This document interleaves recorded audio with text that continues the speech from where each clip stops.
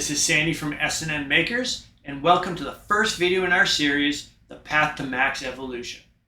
In this series, we will develop and explore modifications for the Elegoo Neptune 3 series of printers, focusing on the Max. This is the printer we'll be using for our series. It's straight out of the box, and we haven't made any modifications to it. However, to reduce noise and vibrations, the printer is sitting on a 24-inch square porcelain paver that we found at the hardware store. Below that, we have 4 children's foam playmat tiles, which we had lying around. Besides reducing noise and vibrations, the tile is fairly flat, helping out if your desk or table is a little warped. Links to the tiles and all supplies that are used in these videos will be linked in the description. Now, before anybody complains, this series is not focused on cost or even practicality. Instead, we are aiming to see how far we can take the Max, explore what is possible, and inject as much creativity as possible. In today's video, we're going to install the X, Y, and Z rail kits from TBS Tron 3D. Here are the rail kits we received from TBS Tron 3D. They came in plain cardboard boxes, completely encased in black plastic and tape. While they didn't have the most professional look, they probably protected the rails fairly well because we did not observe any shipping damage. This is the X-axis kit, which includes a 50cm Lin 9H rail, 1 large bracket, 1 small bracket, and a bag of small hardware. The Y-axis kit includes 2 55cm Lin 9C rails, 2 large brackets, 2 small brackets, 2 mounting plates, a bag of small hardware, and a little socket tool. Our kit also included these 2 small clamps that were marked as a free gift. I don't know why they were included. We also have the Z-axis kit, which, like the Y kit, includes 2 55cm rails, but this time they're Lin 9C rails and they only have 1 carriage. The kit also includes these 4 brackets, these 2 mounting plates, a bag of what appears to be 3D printed plastic parts, and a bag of small hardware. Before the installation can begin, we need to prepare the rails. Many rails, these included, come with a light coating of machine oil that prevents rust during shipping. This needs to be cleaned off and replaced with a high quality lubricant. During the cleaning process, hopefully any metal bits or dirt that got caught in the rails while being manufactured will be flushed out. While I'm not sure if these rails have been preloaded, I'm going to try and clean plus lubricate the rails without removing the carriages, since losing or mixing up the ball bearings is extremely easy. Take care when removing the rails from the packaging. While they come with these little black stoppers, they don't stay in very well, and when the rail is tipped or bumped, they have a tendency to fall out. When I was first examining the X-axis rail, one of the stoppers fell out and the carriage slid to the end. While the carriage didn't completely come off the rail, it got close enough to the edge that a single ball bearing was able to escape. That required me to take the carriage off, and getting everything back together again and on the rail was a real pain, especially given the coating of oil, which caused the little ball bearings to stick to everything, especially the tweezers. To prevent more carriage accidents, we temporarily added some wire to the ends of each rail. While there are many types of lubricants and oils that can be used, today we're going to be using Superlube, a synthetic grease with PTFE that you can find at most hardware stores. To clean the rails, we're going to use 99% isopropyl alcohol. I could just soak the entire rails, but to minimize waste, I'm going to soak just the carriages and then wipe down the rails with a microfiber cloth and a toothbrush. The carriages are going to soak for about 10 minutes. While isopropyl alcohol is fairly safe, I'm still wearing gloves just so that it doesn't dry out my skin. Now let's remove the black plastic stoppers, since they would probably fall out anyways.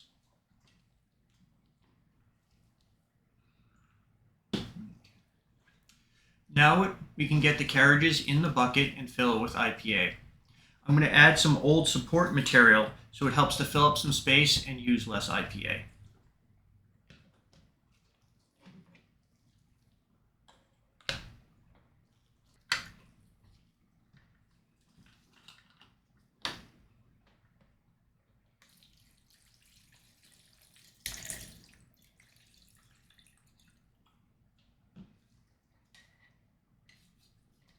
We want to move the carriages around to make sure that the IPA gets into all the little bits to help remove any of the extra lubricant or oil or metal bits that might be stuck inside the carriages.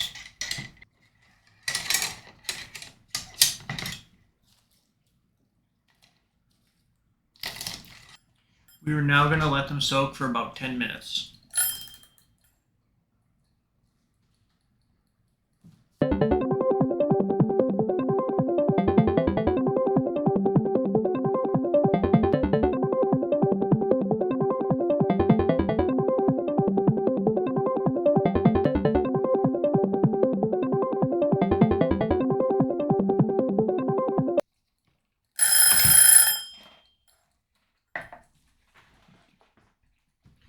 Now that the 10 minutes are up, we are going to take the rails out, clean the rail portion with the cloth and a toothbrush, and then we need to make sure that they're perfectly dry before we can start to lubricate.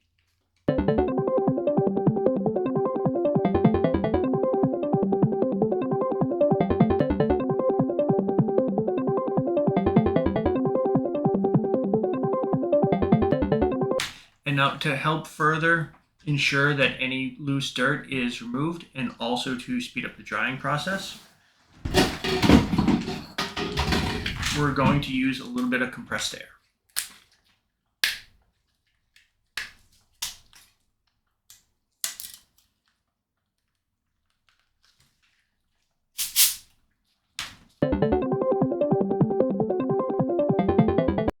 Now that the rails are clean, we just need to wait to make sure that they are fully dry, and then we'll be ready to lubricate.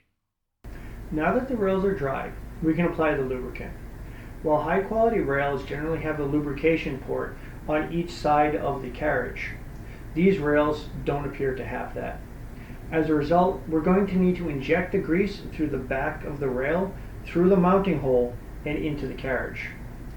To apply the lubricant, we first need to flip the rails over, and then align the carriages with a mounting hole. Since the mounting holes are relatively small, I'm going to use a blunt tip syringe instead of just directly applying from the tube.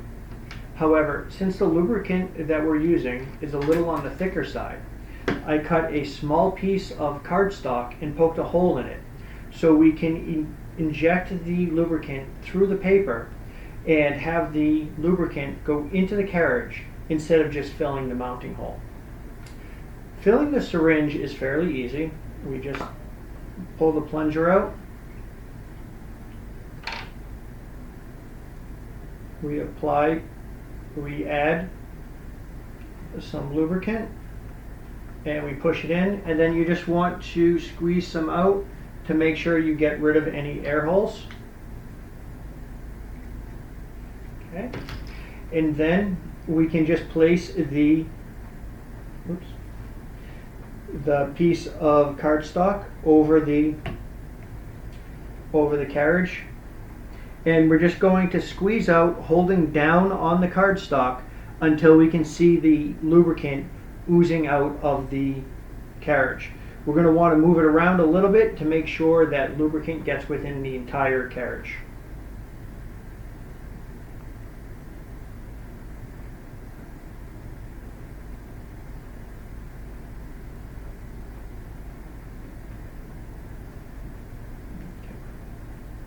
But at the same time, you don't want tons of lubricant going all over the place, because now that it's full, we're going to move the carriage back and forth a little bit to make sure that lubricant is getting around all the bearings. And then because lubricant can attract dust and pet hair, we want to try to wipe away all of the lubricant that we can that got onto the rails themselves.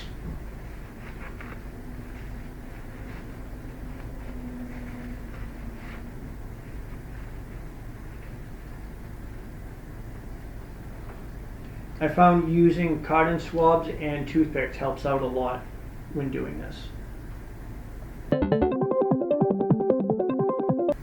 Now that this carriage is lubricated, we're going to want to move it back and forth a number of times to make sure the lubricant gets through the entire carriage and the ball bearings.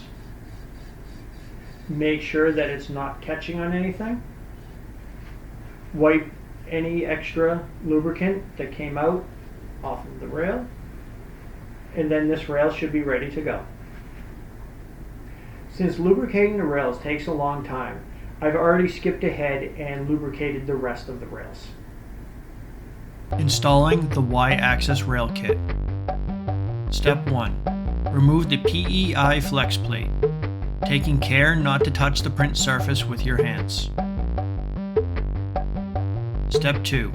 Remove the adjustment wheels, holding down on the bolts to prevent them from spinning while you are removing the wheels.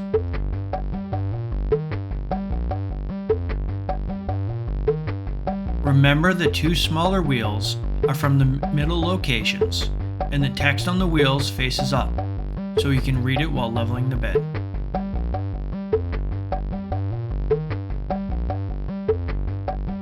Step 3. Remove the heat bed and springs. Remove the center two bolts using a 2.5mm hex key. If needed, push down slightly on the bed to help to remove the bolts.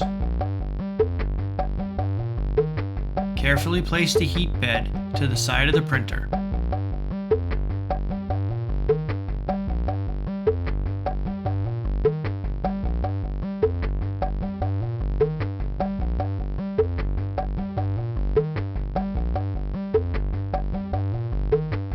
Step 4. Remove center screws and standoffs. Using a 2.5mm hex wrench, remove the Y-axis limit switch screw.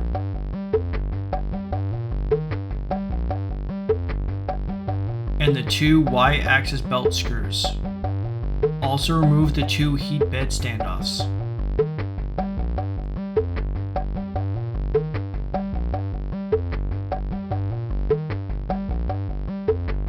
Step 5. Remove the Y-axis rear panel. Remove the two top screws using a 2mm hex wrench.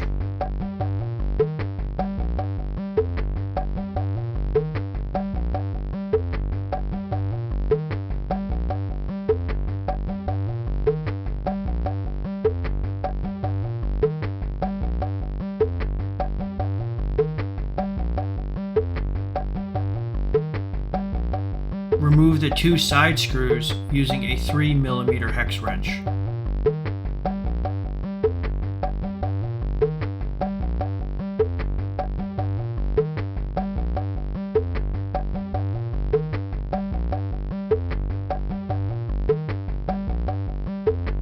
Slide off and remove the rear panel.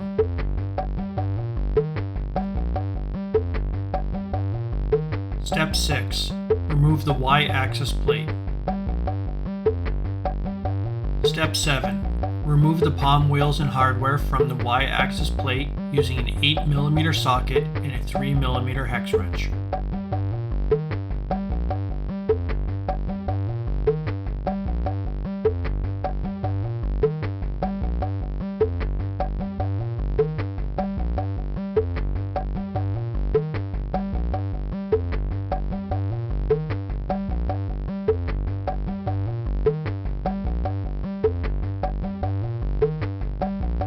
Step 8.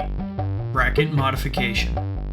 Before the brackets and rails can be installed on the printer, one of the brackets needs to be modified. Otherwise, the rails will not fit correctly. The printer has two problematic screws that are in the way of where one of the larger rail brackets is going to be installed. While the larger rail brackets have cutouts to make room for the screw heads, these are not positioned correctly. Without modifying one of the larger brackets, the printer will not be able to function properly. Each rail is mounted to both a small bracket and a large bracket, but since the rail is about 1 cm longer than both brackets combined, there are two possible placement options. However, neither option will allow the rail to be installed so the printer bed travels correctly and the carriages can't go past the end of a rail. If the rails are positioned closer to the front of the printer, then carriages will run out of rail before hitting the Y-axis end switch. However, if the rails are positioned so they are closer to the back of the printer, then the carriages will run out of rail before hitting the hard stop at the front of the printer.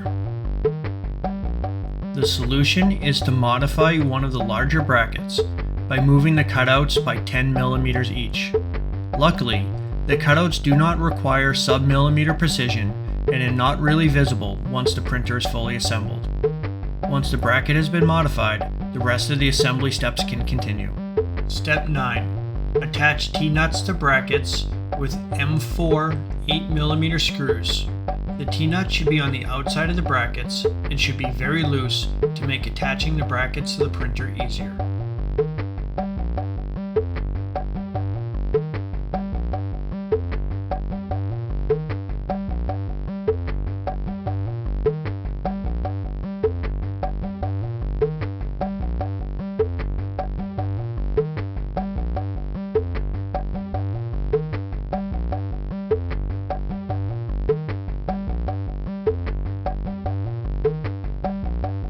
Step 10. Attach brackets to printer. Carefully position the long brackets exactly 14 millimeters from the back of the printer and tighten with a 2.5 millimeter hex wrench.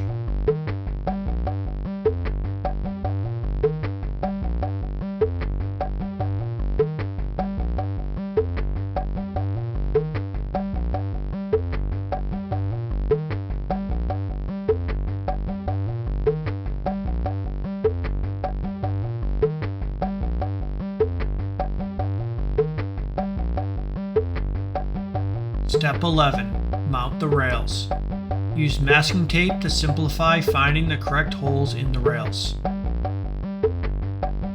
Align the rails with the back of the long brackets so the rails extend past the front of the short brackets. Use M3 6mm cap head screws and a 2.5mm hex wrench to attach the rails, but ensure the rails remain loose.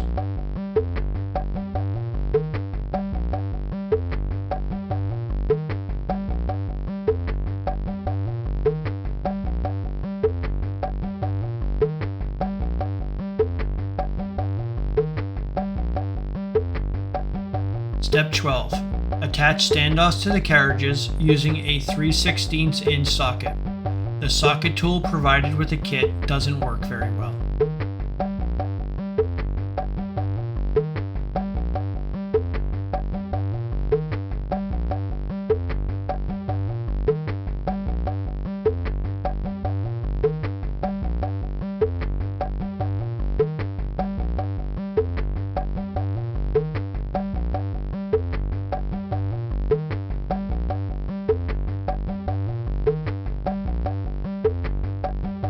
Step 13. Attach the mounting plates using M3 6mm flathead screws and a 2mm hex wrench.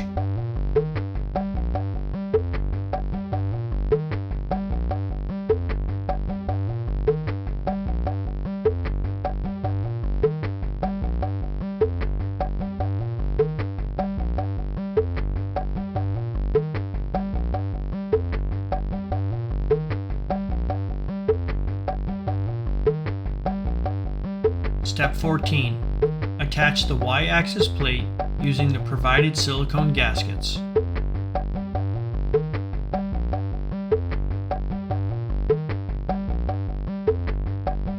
And M5 8mm screws and a 3mm hex wrench.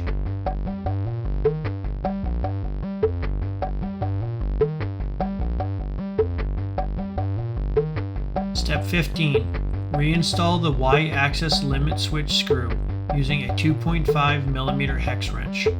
Verify the full travel of the plate and that the carriages are not able to go past the edges of the rails.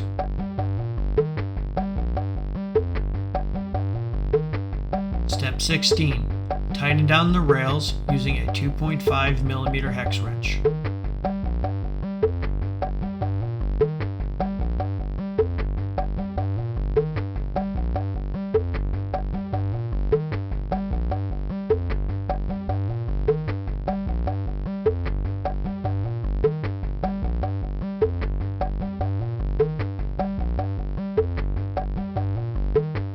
Step 17. Reattach the Y-axis belt using a 2.5mm hex wrench.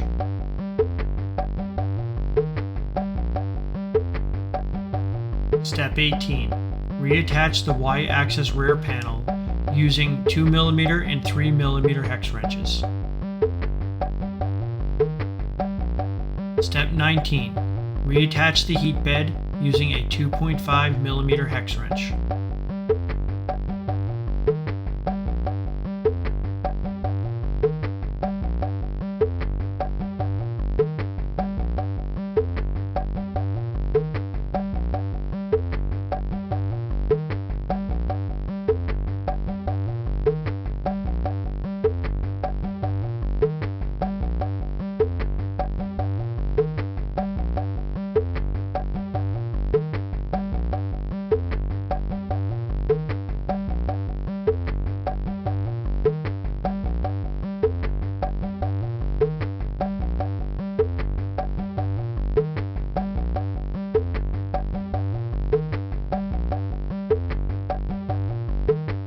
Step 20. Reinstall the PEI flex plate.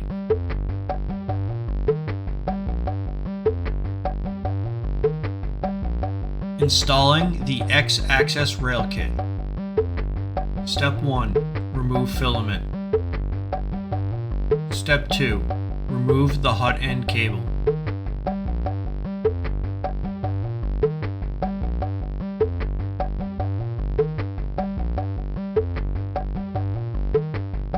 Step 3. Loosen the X-axis belt. Step 4. Disconnect the X-axis belt.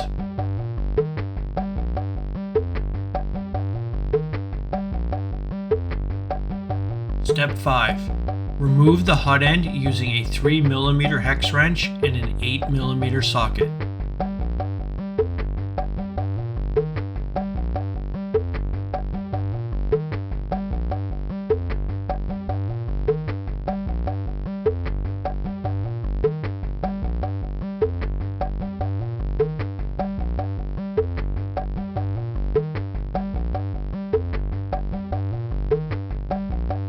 Step 6.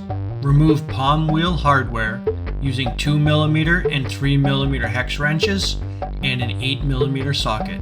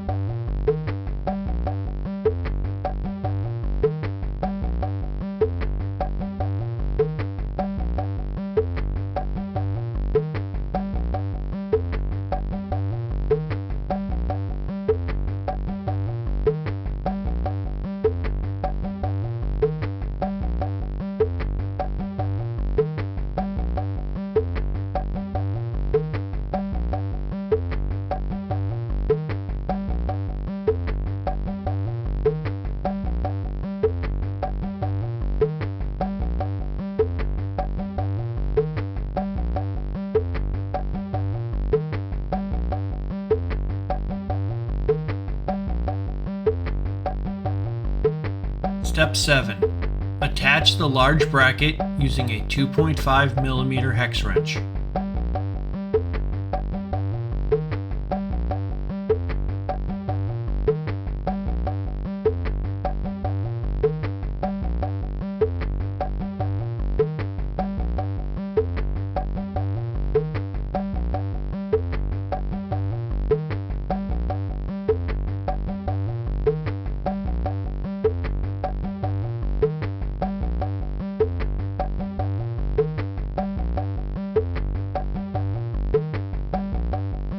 Step 8. Attach the rail using M3 by 6mm screws and a 2.5mm hex wrench.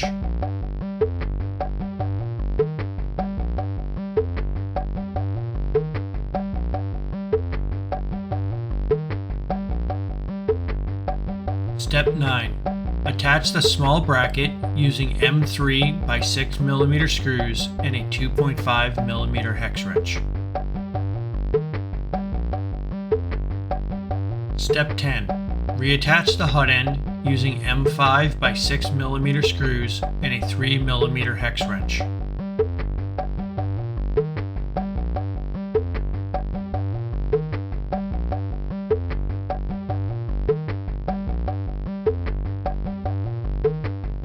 Step 11. Reattach the X-axis belt.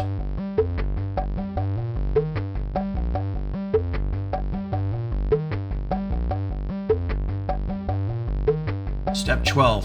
Retighten the X-axis belt.